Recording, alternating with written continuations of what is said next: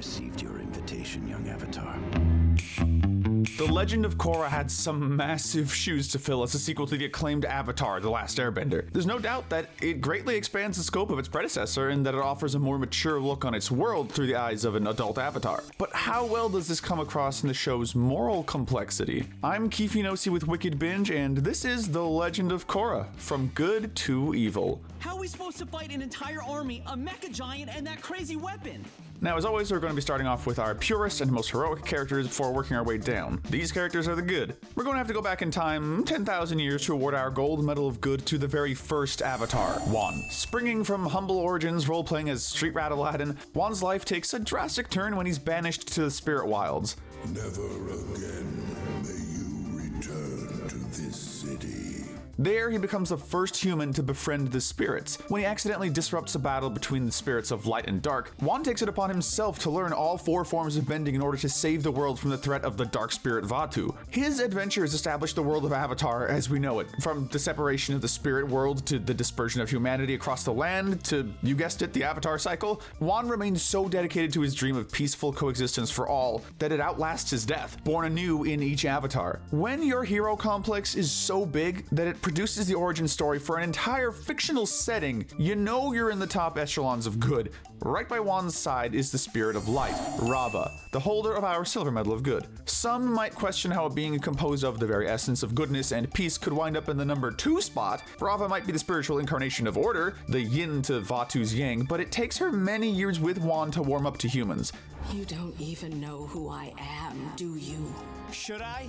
She initially believes all humans to be selfish and cowardly, and when she unites with Wan to begin the Avatar cycle, it's as much a sign of her own growth as it is a sign of Wan's superhuman goodness. Rava becomes a source of the Avatar's powers, connecting them to the spirit world and to their past lives. She's especially helpful to Korra, the first Avatar to be faced with the unthinkable possibility of seeing the cycle broken and her connection to Rava severed forever. Rava may not be the nicest embodiment of goodness out there, but as far as belated explanations for mystical superpowers go, we'd probably take her over midichlorians. But it's not too hard to find heroism even outside the Avatar cycle. Jinora may be one of the younger characters in The Legend of Korra, but she's already proven herself worthy of our bronze medal of good. Much like her grandfather Aang when he was her age, Jinora rarely gets a moment to enjoy being a kid. Though fortunately for everyone around her, her sense of duty and her unusually powerful connection to the world of spirits keep her dedicated to improving herself and allow her to save the day more than once. She serves as a guide and mentor for her younger siblings, the new Airbenders, and even Avatar Korra on occasion. Jinora is instrumental in the defeat of the Dark Avatar, and she's protected the people of Republic City from incursions from the spirits and from power-hungry conquerors alike. She may sometimes irritate her siblings and even the occasional spirit with her know-it-all attitude, but Jinora is proof that you don't need to be an Avatar or wizened old master to have the skills and drive needed to save the world. Still though, being an Avatar definitely does help. Korra may master the 4 elements of bending faster than her predecessor Aang, but she's also constantly expanding her spiritual abilities and finding different sources of power to tap into. She kinda has to, because she's got a giant target on her back and every villain in the show is set to take aim at her. She's got to contend with a cult leader who wants to remove bending, an uncle who wants to manipulate her connection to the spirit world, an anarchist out to break the Avatar cycle, and even a dictator out to make the Earth Kingdom great again, in a bad way.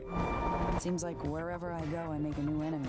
This show delivers its promise of seriously upping its game with regard to the challenges this Avatar has in store for her, and despite frequent self-doubt and a whole lot of hardship, Korra eventually pulls through it all. She even reunites humans and spirits for the first time in millennia, ushering in a new age of development for the world. She might be a bit arrogant at first, and we're not even going to touch on her messy love life. Yeah, been a real pleasure. But Korra truly is the hero that the rapidly expanding world of Avatar needs, but maybe doesn't even deserve. Thankfully, Korra doesn't have to go it alone either. She's assembled a new team Avatar to give her the support she needs, and she couldn't ask for a more supportive backup than Asami Sato. The two don't start off as fast friends, but after getting over a bit of love triangle drama, Korra and Asami settle into a companionable friendship that over time blossoms into romance.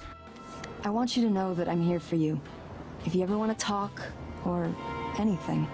Asami may not be a bender, but she more than makes up for that with her martial arts training, technical know-how, and business savvy as she steps into the role of CEO of her father's company. With her at the helm, Future Industries climbs out from all the bad press generated under its former leadership and becomes a force for good in integrating Korra's desires for balance and harmony into Republic City's infrastructure. Asami hasn't always made the best business decisions, like partnering with the eccentric and unpredictable Varric, but her heart is in the right place. She's a source of quiet strength for Team Avatar as well as for her repentant father, and there's no denying that the literal and figurative landscape of Republic City just wouldn't be the same without her. That's not to say that Korra's other friends haven't also contributed in their own ways. Even before risking his life to protect Republic City from Kuvira's giant mech at the end of the series, Marko is proving himself to be a stalwart ally and friend. He's maybe not the most considerate boyfriend, but both Korra and Asami eventually learn to overlook that.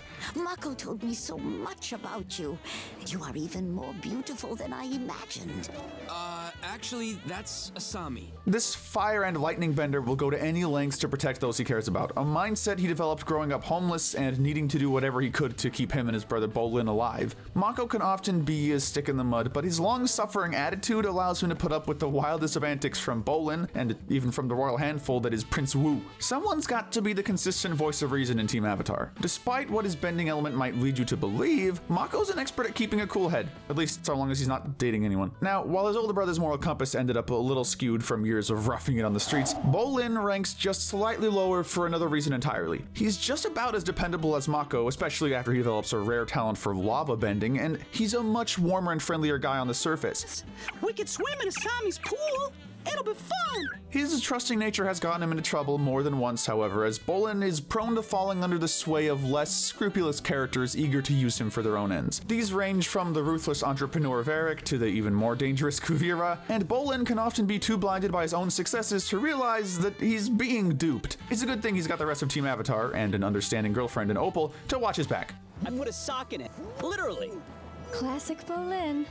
The new generation of heroes wouldn't get much of anywhere without wise mentors to guide them, and Korra lucks out in that department with Tenzin. Initially the only airbending child of Avatar Aang, Tenzin takes his duty to Republic City and to the remnants of the air nomads very seriously, sometimes a little too seriously. He's a stern teacher to Korra and his children alike, and his responsibilities grow even more after harmonic convergence generates a new crop of airbenders. The immense pressure that Tenzin is constantly under has been known to get to him, such as when he grows resentful that his daughter displays a greater connection to the spirit world than he does. Lin Beifong's also got his number after Tenzin called off their relationship because he was determined to carry on the bloodline of Aang and the air nomads. Nevertheless, whether it's the Equalists or the Red Lotus, Tenzin will stand up to any threat to his family and to his nation. As different as they may otherwise be on the surface, that dedication is something that he shares with his former flame, Lin Beifong. The no-nonsense police chief of Republic City has butted heads with many of the other good characters over the seasons, whether by taking Korra to task over her reckless vigilantism or trying to keep Marko from going rogue cop after he joins the force. She's well-meaning but high-strung, just like Tenzin.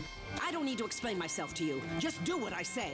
Likewise, the result of having to grow up in the shadow of the gang from The Last Airbender. Lin's relationship with her family is even rockier, and she and her sister Suyin have even come to blows before. That doesn't stop Lin from remaining as dedicated to her family as she is to the city she serves, standing right alongside them against the Red Lotus and later Kuvira. We're starting to sense a pattern here though. Someone needs to order a wellness vacation for the officials of Republic City. If there's anyone who might agree that Tenzin and Lin could use a vacation, it'd be their siblings. Bumi, in particular, hasn't always had the best relationship with his overachieving younger brother. At first, the only one of his siblings born without bending, Bumi has distinguished himself in his own way as a military commander, nearly as wild and unpredictable as his namesake from The Last Airbender. Good morning, universe. Nonetheless, his insecurities sometimes boil over, and we understand through the tension between the siblings that Aang and Katara were not always the most attentive parents. Everything changes for Bumi when he develops airbending, granting him the type of power that he's always wanted, but also placing him under Tenzin's strict tutelage. Excuse me?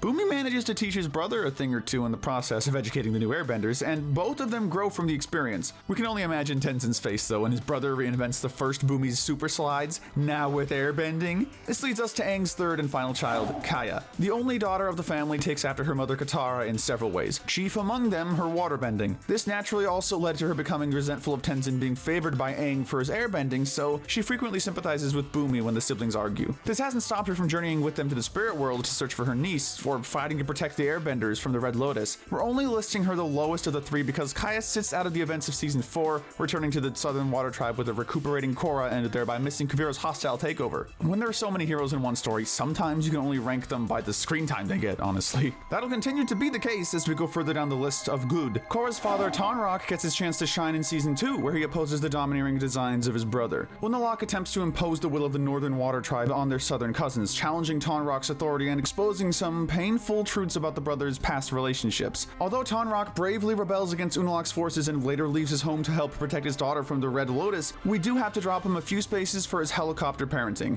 It was Tonrock along with Tenzin who decided to keep Korra isolated at the Southern Water Tribe in her earlier years. We can understand why he'd be concerned for her, but that's no way to treat your kid when Destiny says they're expected to bring harmony to the world. No wonder Korra was so clueless when she first got to Republic City. For another young woman who needed to leave the nest and get away from a controlling parent, we've got Opal. Although a member of the prestigious Earth Kingdom Beifongs, Opal develops airbending after harmonic convergence and so gets the opportunity to join the new Air Nation. She gets to broaden her horizons working alongside the Avatar, eventually joining the other airbenders and helping the stricken Earth Kingdom in its time of need. Opal takes a while to grow into her new skill set, but she carries with her a strong sense of justice, as well as a level head, a useful trait to have when you're dating Bolin. Opal is one of the first characters to call out Kuvira's tyrannical actions for what they are, and like her aunt Lin, her loyalty to the Beifong family can stand up to any test. Opal displays both the adaptability of airbending and the stability of a family of earthbenders. That's the power of dual typing. We've got one more new airbender of note. Kai doesn't have the most promising start, as Team Avatar discovers him to be a liar and a thief on the run from the law. Mako taking the young rogue under his wing doesn't help much either, as it's not long before Kai is off stealing his way through Ba Sing Se and getting arrested by the Dai Li. It takes some proper airbender training by Tenzin and Jinora to finally set Kai on the right path, and he proves himself worthy of his place in the Air Nation by rescuing a group of captured Sky Bison and joining the others in fighting the Red Lotus. He must have really proven himself to Jinora, because sometime before the events of Season 4, they begin dating. Kai might be the roughest of the Legend of Korra's 3 noble thief characters, but by the end of the show, he's right there with everyone else defending Republic City, and showing everyone that he's much more than a set of sticky fingers. Next up, we have the characters who tend to fall somewhere between good and evil. Welcome to the gray area.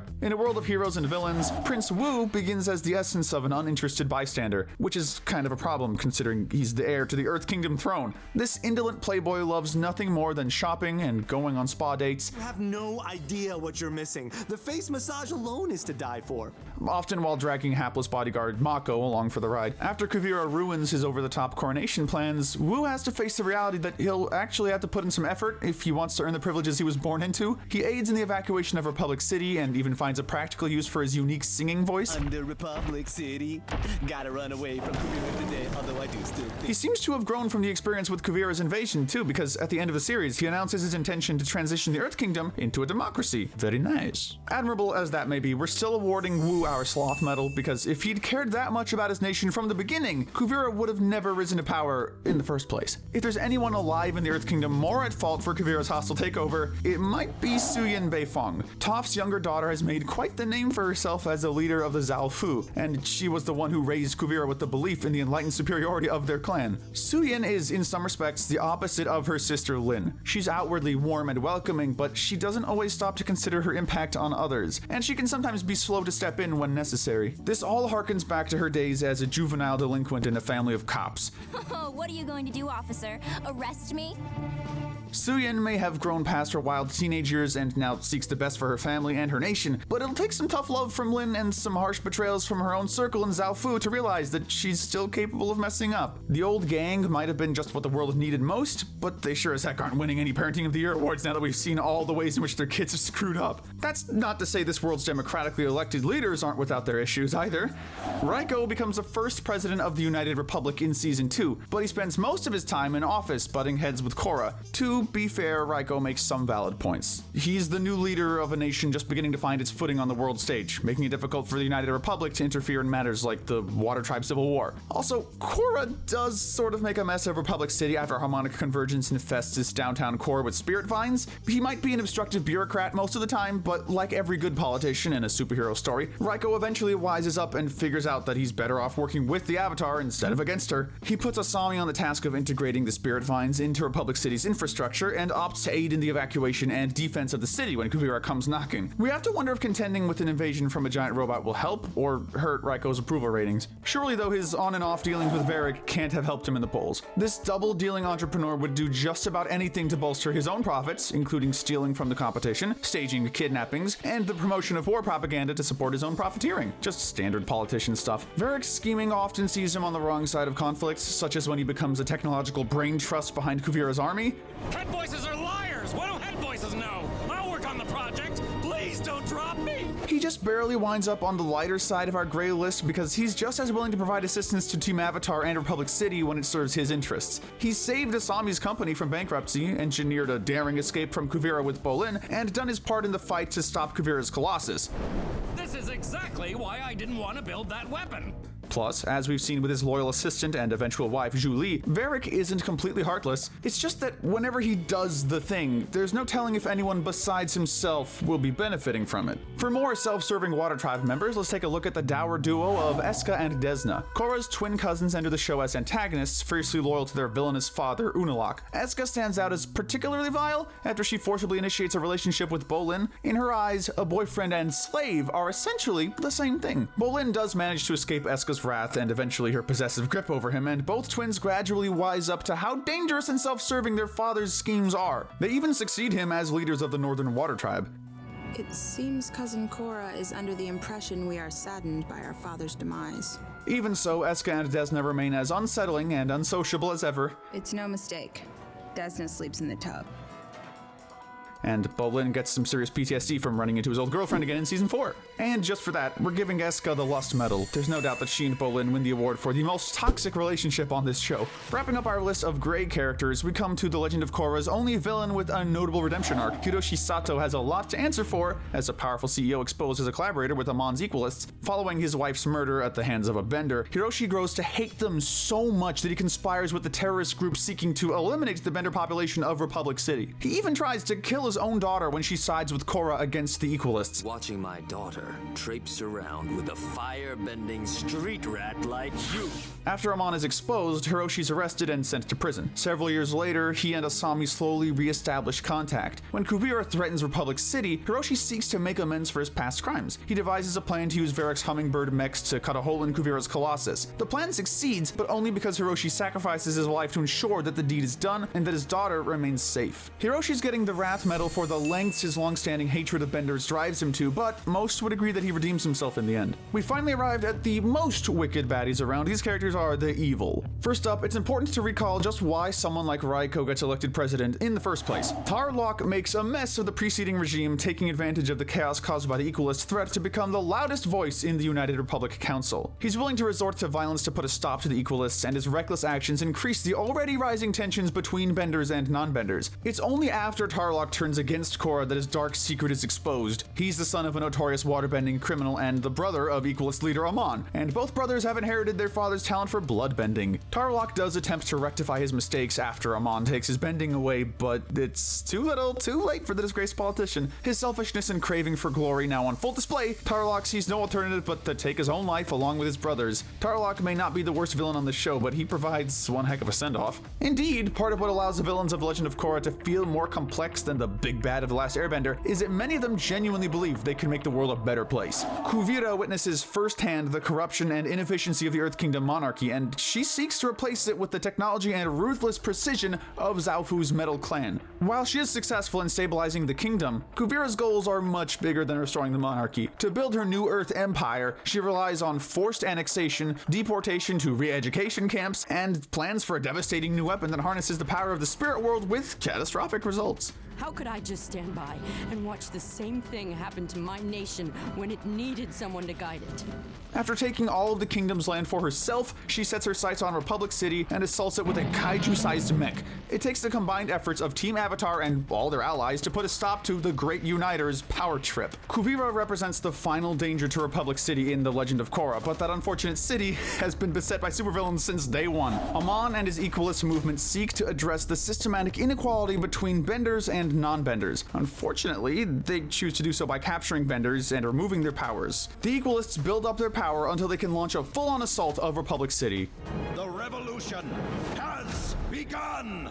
Kidnapping its council, incapacitating its police force, and capturing Air Temple Island. Amon even claims Korra as one of his victims when he removes her bending. It takes some buried family secrets and a dramatic reveal to bring down Amon, after he's exposed as a bender leading an anti-bending revolution who tried to cover up his past with a fake backstory. His end doesn't detract detract in any way from the sheer dread that Amon inspires in his time menacing the benders of Republic City. It does, however, earn him our Darwin Award. When you lead a revolution, it's maybe not the best idea to do it in one specific way that requires you to be a liar and a hypocrite. Amon terrorizes Republic City with little provocation, but Season 3 villain Shyr, owner of our Bronze Medal of Evil, works on a much grander scale. This anarchist might be pulling his worldview from Philosophy 101, but that doesn't stop him from pursuing chaos for its own sake. Shyr and his fellow Red Lotus attempted to kidnap Korra when she was a child, and after he becomes an airbender, he's out to finish the job. While he fails again at ending the Avatar cycle, he successfully throws the Earth Kingdom into chaos by assassinating its queen. Additionally, the Red Lotus tortures Korra to force her into the Avatar state, leaving her scarred for years afterward by the excruciating ordeal. Shyr may briefly choose to work with Korra against Kuvira in Season 4, but that doesn't begin to make up for all the harm he's caused her and the world at large. There's little to redeem the holder of our Silver Medal of Evil too.